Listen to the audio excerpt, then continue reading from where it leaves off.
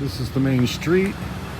Relocate has been here for 2.5 years almost. It's at the top of Casa Marina Beach, which is down here. If you know the area, that's Casa Marina there.